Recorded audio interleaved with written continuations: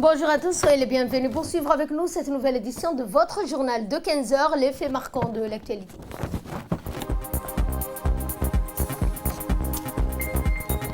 Inauguration d'un hangar à bétail au DNP de rallye multipurpose port. Aujourd'hui, plus de 400 jeunes sont employés au port de Tadjoura, c'est ce que nous verrons dans ce journal. Dans l'actualité internationale, le patron de l'OMS veut des vaccinations contre le Covid-19 dans tous les pays, dans les 100 jours. Bonjour à tous et nous entamons ce journal par ce communiqué émanant du ministère de l'Intérieur. Je le cite, suite à l'attaque contre la brigade de la gendarmerie de la ville de Tadjoura, perpétrée jeudi 14 janvier 2021 par un groupe d'individus armés. Une enquête a été diligentée afin de mettre la lumière sur cet acte criminel. D'après les premiers éléments de l'enquête, il ressort que cet acte abject a été commis par un groupe de malfaiteurs connus des services de la gendarmerie pour trafic et traite d'êtres humains. Ces agressions s'apparentent plus à un acte de représailles dirigé contre les services de la gendarmerie de Tadjoura qui contrarie les agissements criminels de ces malfaiteurs. Ces individus, sans foi ni loi, n'ébranlent pas la détermination et la bravoure de nos gendarmes. À l'heure actuelle, tout est mis en œuvre pour que les acteurs de cette agression activement recherchés par les forces de défense et de sécurité soient traduits devant la justice pour répondre de leurs actes. Fin de communiqué. Je vous l'annonçais dans les titres, le Dorali Multipurpose Port a inauguré aujourd'hui un terminal à bétail. Cette cérémonie a vu la participation d'une délégation importante d'Éthiopiens, une délégation conduite par le ministre de l'Agriculture de la République fédérale d'Éthiopie, de son secrétaire général, du directeur général de ce même ministère, des autorités des affaires maritimes éthiopiennes étaient représentées par Makonnen Abera. Les autres membres de cette délégation étaient Roba Njerta, directeur général d'Esle et de M. Kefale, directeur général des coopérations des travailleurs de l'agriculture ainsi que de l'ambassadeur d'Éthiopie à Djibouti. Côté djiboutien, on note également la présence du ministre de l'équipement et des transports, M. Moussa Mohamed Ahmed, et en même temps assurant l'intérim du ministère de l'Agriculture, de l'eau, de la pêche et de l'élevage, des ressources halieutiques, du président de l'autorité des ports et des zones franches, M. Aboubakar Omar Hadi, du directeur général du PDSA DMP, Jama Ibrahim Darar, récemment donc ajouté au service qu'offre le DMP. Sa capacité d'exportation est devenue de 2,5 millions de têtes de bétail par an, sachant que la superficie de la première phase du terminal est de 27 515 mètres carrés uniques dans la région. Il aurait donc un impact direct sur le chômage, la création de 1000 emplois directs et de 2000 emplois indirectement. Le nouveau terminal de bétail ainsi que les dernières prouesses opérationnelles du terminal ont été présentées par le chef commercial officier, Madame Habon Abdurrahman Cher. Et le port de Tadjoura, dirigé par M. Omar Hassan Omar, a accueilli toute la semaine durant des navires qui délivrent des tonnes de ferraille et de charbon destinés à notre grand voisin, l'Éthiopie. Eh bien, ces marchandises transportées par des camions depuis le corridor de Tadjoura-Balho, inauguré par le chef de l'État qui est l'initiateur de ce projet de développement. Actuellement, le port emploie plus de 400 jeunes dans différents secteurs, à savoir la maintenance, les dockers, la sécurité, les douanes, les pompiers, sans oublier l'administration. de jour comme de nuit. Eh bien, ces activités sont intenses. La jeune fille, donc la jeune Halima Ali Youssouf, est une parfaite illustration d'exemple de réussite. Elle conduit des grands engins pour décharger les camions à l'instar des jeunes hommes. Sachant donc, selon les dires de mademoiselle Halima Ali Youssouf, elle a donc au nom des jeunes remercié le chef de l'État Ismaël Omar Guelleh pour cette opportunité de création d'emplois dans la région.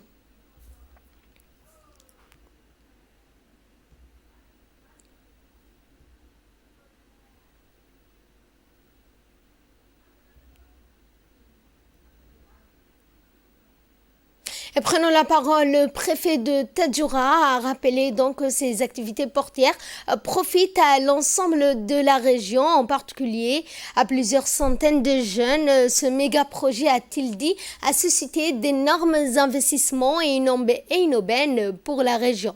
En insufflant donc cette nouvelle dynamique économique, cette imposante infrastructure, le chômage est en baisse dans la région, outre le port de Tadjoura, le corridor Tadjoura-Belho qui dessert l'Éthiopie crée beaucoup de richesses.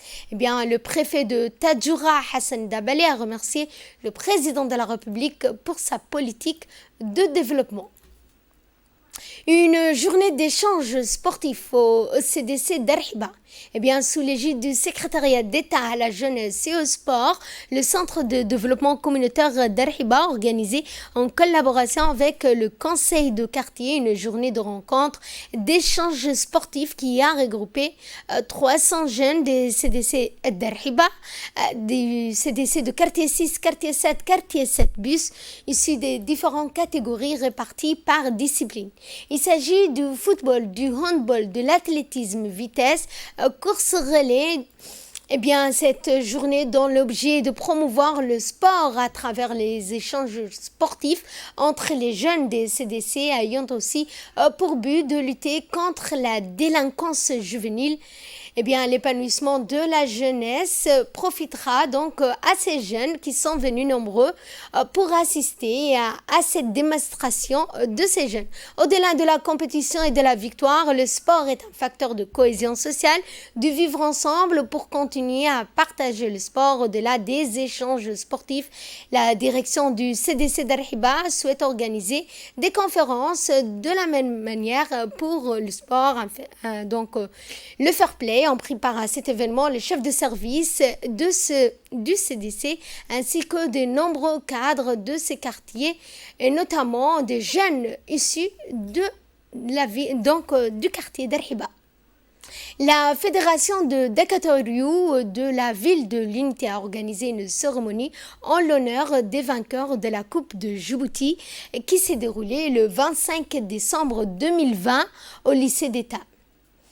À cet effet, plusieurs clubs composés du CDC d'Assaïla, du club du CDC de PK12, du club du CDC de Dikil se sont affrontés à des démonstrations de Dakatoriou. On prépare à cette cérémonie des cadres de la préfecture, du sous-directeur du secrétariat d'État à la jeunesse et au sport, le responsable de la fédération de Dakatoriou de la région de Dikil ainsi que des parents d'élèves pratiquant le Dakatoriou.